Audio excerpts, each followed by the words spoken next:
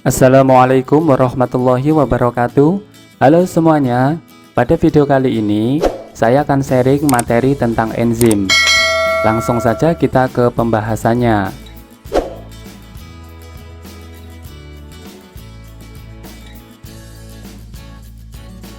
Enzim merupakan biomolekul berupa protein yang berfungsi sebagai katalis, yaitu senyawa yang mempercepat proses reaksi tanpa habis bereaksi dalam suatu reaksi kimia organik dengan cara menurunkan energi aktivasi, yaitu energi yang dibutuhkan pada awal proses reaksi.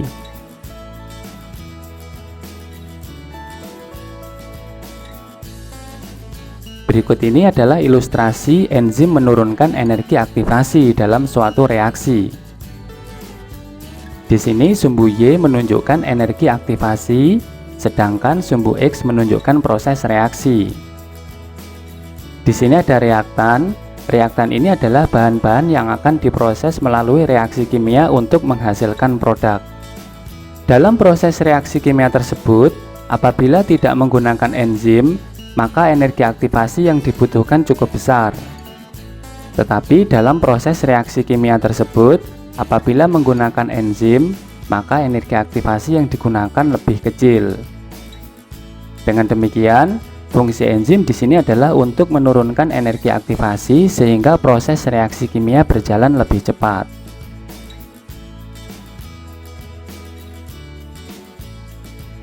Selanjutnya kita akan membahas komponen-komponen yang menyusun enzim. Komponen yang menyusun enzim secara garis besar kita bedakan menjadi dua. Yang pertama adalah protein atau apoprotein atau disebut juga dengan apoenzim. Dan yang kedua adalah kofaktor. Apoprotein merupakan bagian yang bersifat termolabil, yaitu bagian yang tidak tahan terhadap panas. Fungsi dari apoprotein ini adalah menentukan kekhususan enzim.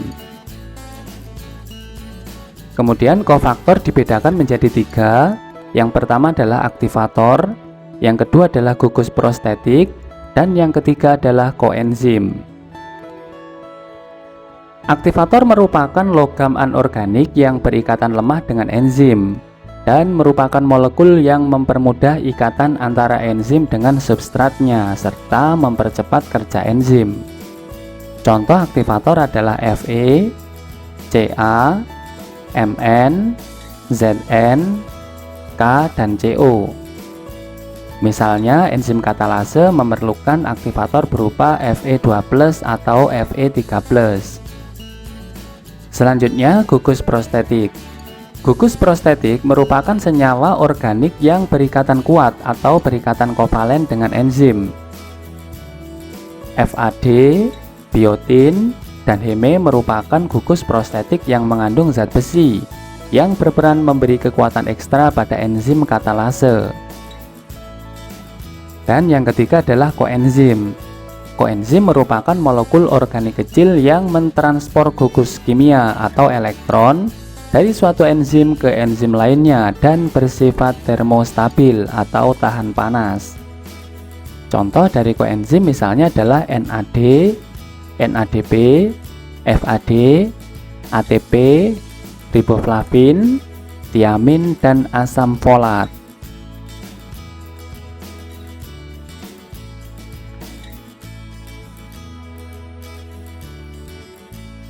Ini adalah ilustrasi komponen-komponen penyusun enzim.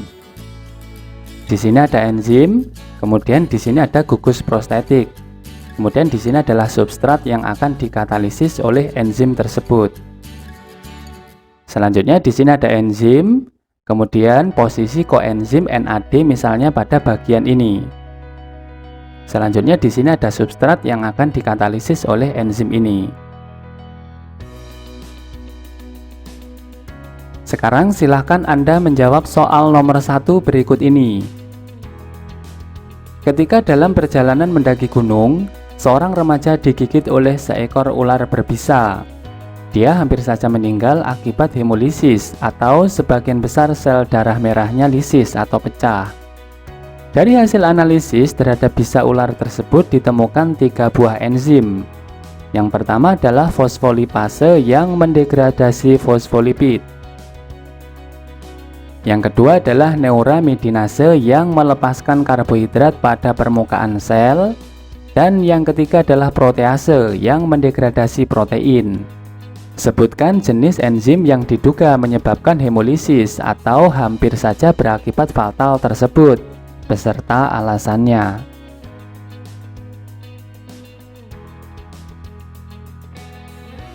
Selanjutnya kita akan membahas tentang teori kerja enzim. Yang pertama adalah teori Lock and Key. Pada tahun 1894, Emil Fischer mengajukan bahwa sifat spesifik enzim dikarenakan baik enzim dan substrat memiliki bentuk geometri yang saling memengaruhi. Hal ini sering dirujuk sebagai model kunci dan gembok atau Lock and Key. Pada model Lock and Key ini, sisi aktif enzim mempunyai bentuk tertentu yang hanya sesuai dengan satu jenis substrat saja. Ini adalah ilustrasi teori kerja enzim mengikuti teori Lock and Key. Pertama, di sini ada enzim, kemudian pada enzim ini terdapat sisi aktif atau sisi katalitik. Selanjutnya di sini ada substrat. Kalau kita lihat di sini bentuk substrat sesuai dengan bentuk sisi aktif enzim. Kemudian substrat ini akan masuk ke sisi aktif enzim tersebut, sehingga membentuk kompleks enzim substrat. Kemudian substrat tersebut akan dikatalisis oleh enzim ini dan menghasilkan produk. Teori kerja enzim yang kedua adalah induced feed. Pada tahun 1958, Daniel Koshland mengajukan modifikasi model kunci dan gembok. Oleh karena enzim memiliki struktur yang fleksibel, tapak aktif secara terus-menerus berubah bentuknya sesuai dengan interaksi antara enzim dan substrat. Orientasi rantai samping asam amino berubah sesuai dengan substrat dan mengizinkan enzim untuk menjalankan fungsi katalitiknya. Akibatnya, substrat tidak berikatan dengan tapak aktif yang bersifat kaku. Ini adalah ilustrasi kerja enzim mengikuti teori induced feed. Di sini ada enzim. Enzim ini memiliki sisi aktif atau sisi katalitik yang bersifat fleksibel. Kemudian di sini ada substrat.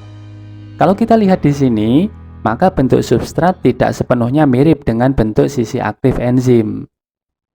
Kemudian dalam proses katalisasi, maka sisi aktif ini akan bisa menyesuaikan dengan bentuk substrat.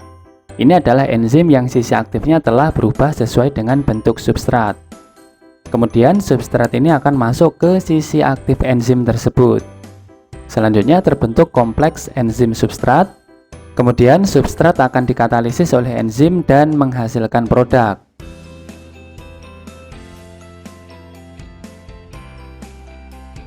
Selanjutnya kita akan membahas tentang sifat-sifat enzim.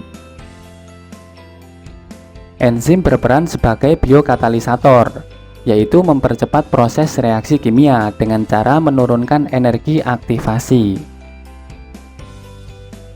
Kemudian komponen utama enzim berupa protein yang bersifat termolabil. Selanjutnya, karena enzim bersifat termolabil, maka komponen enzim dapat rusak oleh karena panas yang terlalu tinggi. Kemudian enzim diperlukan dalam jumlah sedikit. Enzim dapat digunakan berulang kali. Enzim ini memiliki sifat bekerja dengan cepat. Enzim tidak mengubah keseimbangan reaksi. Selanjutnya, enzim memiliki sisi aktif atau sisi katalitik sebagai tempat substrat. Berikutnya, enzim bekerja spesifik. Artinya, enzim ini bekerja pada substrat tertentu saja. Selanjutnya, enzim juga dapat berperan bolak-balik. Dan kerja enzim dipengaruhi oleh beberapa faktor.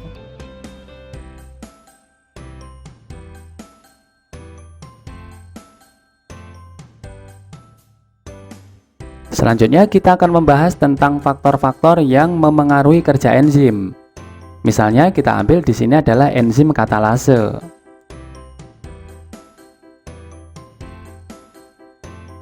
Faktor yang memengaruhi kerja enzim yang pertama adalah derajat keasaman atau pH. Derajat keasaman yang tidak sesuai dengan enzim dapat menyebabkan ionisasi dari gugus amin dan karboksil dari bagian apoenzim atau protein. Seperti kita lihat pada grafik berikut ini, enzim katalase bekerja optimum pada pH 7. Di bawah pH 7 atau di atas pH 7, kecepatan reaksi enzim akan menurun.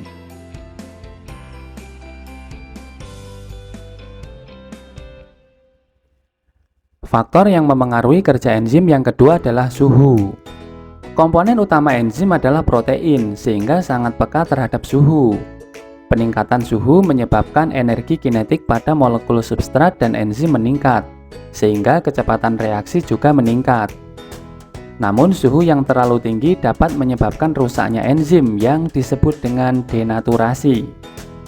Suhu yang terlalu rendah dapat menghambat kerja enzim, namun tidak merusak enzim tersebut. Pada umumnya, enzim akan bekerja baik pada suhu optimum, yaitu antara 30 sampai 40 derajat Celcius. Seperti ditunjukkan pada grafik berikut ini, enzim katalase bekerja optimum pada suhu sekitar 38 derajat Celcius. Di bawah suhu 38 derajat Celcius atau di atas suhu 38 derajat Celcius, aktivitas enzim akan menurun.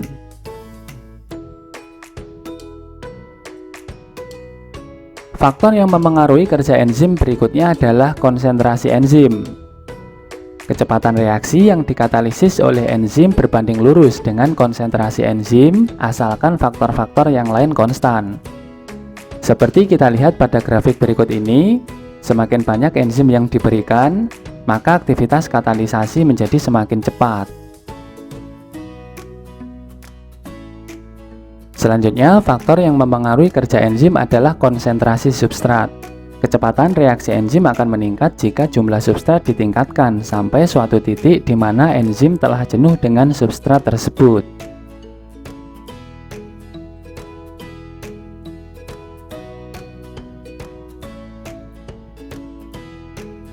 Selanjutnya, kita akan membahas tentang pengaruh inhibitor atau zat penghambat terhadap kerja enzim.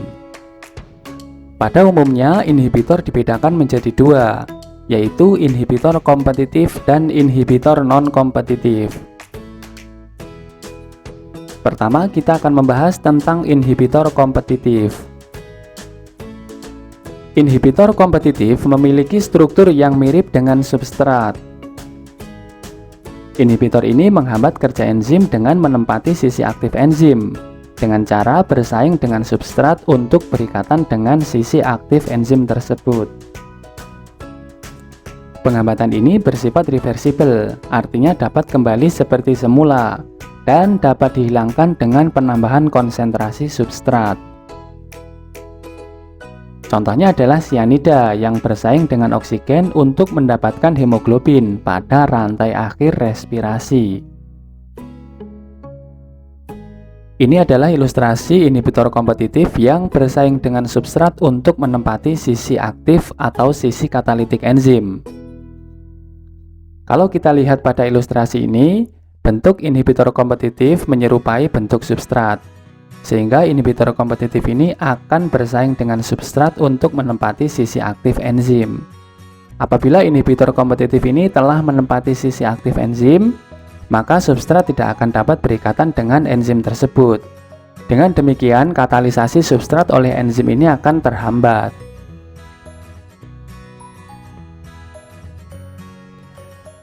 Selanjutnya kita bahas inhibitor non-kompetitif. Inhibitor non-kompetitif merupakan molekul penghambat yang bekerja dengan cara melekatkan diri pada bagian bukan sisi aktif enzim. Inhibitor ini menyebabkan sisi aktif berubah sehingga tidak dapat berikatan lagi dengan substrat.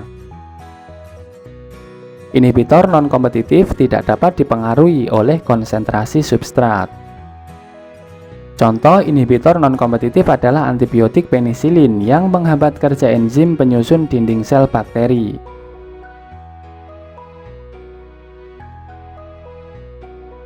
Ini adalah ilustrasi kerja dari inhibitor non-kompetitif dalam memengaruhi kerja enzim. Di sini ada inhibitor non-kompetitif yang menempati bagian yang bukan sisi aktif enzim, sehingga menyebabkan bentuk sisi aktif enzim ini berubah. Ketika bentuk sisi aktif enzim ini berubah, maka tidak lagi sesuai dengan bentuk substrat.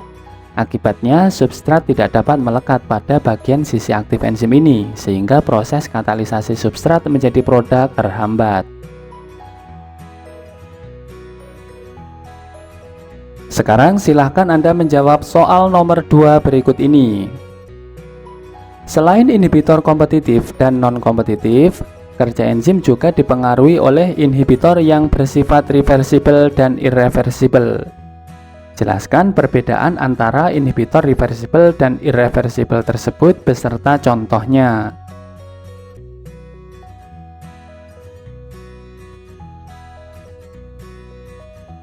Soal nomor 3. Penghambat alosterik adalah penghambat yang dapat memengaruhi enzim alosterik. Enzim alosterik adalah enzim yang mempunyai dua bagian aktif, yaitu bagian yang aktif menangkap substrat dan bagian yang menangkap penghambat. Struktur senyawa penghambat alosterik tidak mirip dengan struktur substrat. Jelaskan mekanisme kerja penghambat alosterik tersebut beserta contohnya.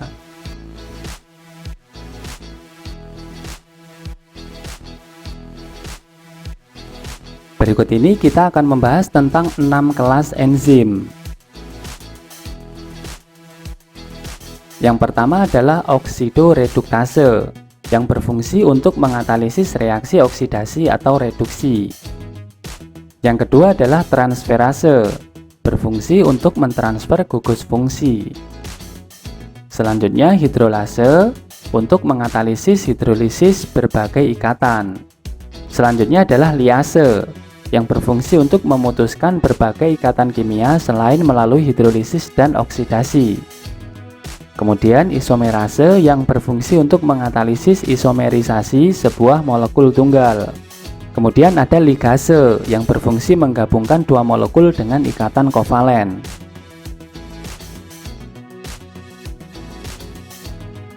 Sekarang kita akan membahas tentang enzim katalase. Enzim katalase banyak ditemukan dalam organel peroksisom yang banyak terdapat pada organ hati atau hepar.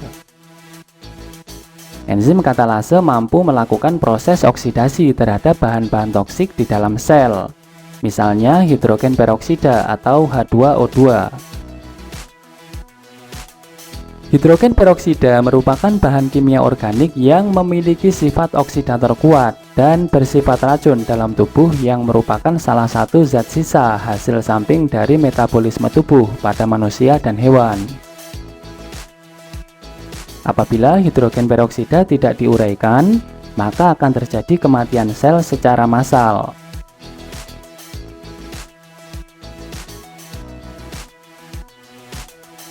Enzim katalase mampu memecah ikatan hidrogen peroksida atau H2O2 menjadi air dan oksigen. Enzim katalase dapat bekerja secara optimal pada suhu kamar, kurang lebih 30 derajat Celcius. Enzim katalase juga bekerja maksimum pada pH 7. Ketika kondisi suhu terlalu tinggi maupun terlalu rendah, atau keasaman sedikit bergeser menjadi agak asam, pH kurang dari 7, atau sedikit basa, pH lebih dari 7, maka kapasitas enzim katalase untuk menguraikan hidrogen peroksida akan semakin berkurang.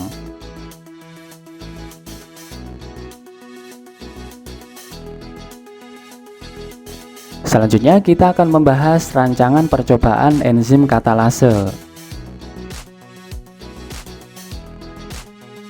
Ini adalah tabel alat-alat dan bahan yang digunakan dalam percobaan enzim katalase.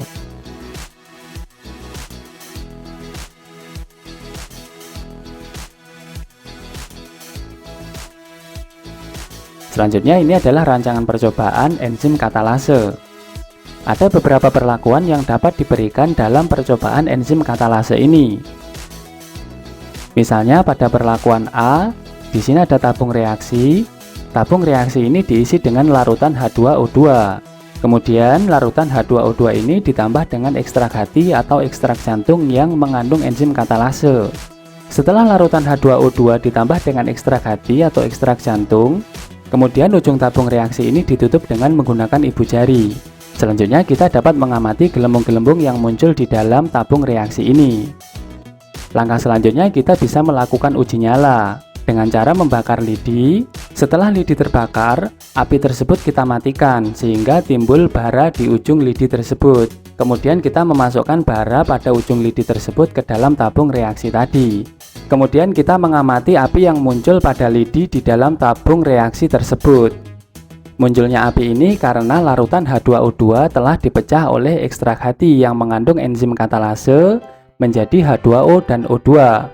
O2 ini dapat menimbulkan api apabila dalam tabung reaksi tersebut terdapat bara. Pada perlakuan B, C, D, dan E kita buat berbeda. Yang pertama pada perlakuan B. Pada perlakuan B, di sini ada tabung reaksi, kita isi dengan H2O2. Kemudian larutan H2O2 ini kita tambah dengan ekstrak hati atau ekstrak jantung yang dipanaskan. Selanjutnya kita amati gelembung yang muncul pada tabung reaksi ini dan hasil uji nyala. Selanjutnya pada perlakuan C, di sini ada tabung reaksi ditambah dengan H2O2. Kemudian pada tabung reaksi yang sudah berisi H2O2 ini ditambahkan ekstrak hati atau ekstrak jantung yang didinginkan. Kemudian kita amati gelembung dan hasil uji nyala. Selanjutnya pada perlakuan D, di sini ada tabung reaksi diisi dengan larutan H2O2. Kemudian pada tabung reaksi yang sudah berisi larutan H2O2 ini kita tambahkan ekstrak hati atau ekstrak jantung yang sudah ditambah dengan HCl yang bersifat asam. Lalu kita amati gelembung yang muncul dan hasil uji nyala. Sedangkan pada perlakuan E, di sini ada tabung reaksi, kita isi dengan larutan H2O2. Selanjutnya pada tabung reaksi yang sudah berisi larutan H2O2 ini, kita tambahkan ekstrak hati atau ekstrak jantung yang ditambah NaOH. NaOH ini bersifat basa. Kemudian kita amati gelembung yang muncul dan hasil uji nyala.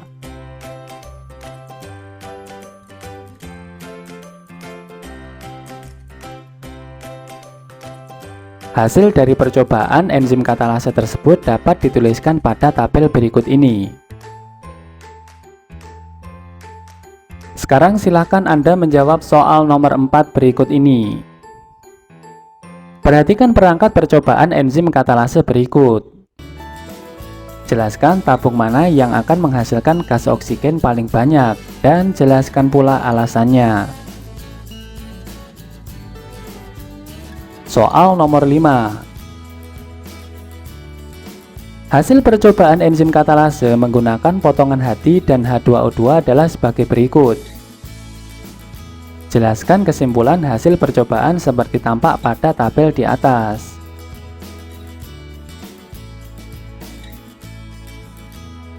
Demikian pembahasan materi tentang enzim. Semoga bermanfaat. Selamat belajar dan semoga sukses. Wassalamualaikum warahmatullahi wabarakatuh.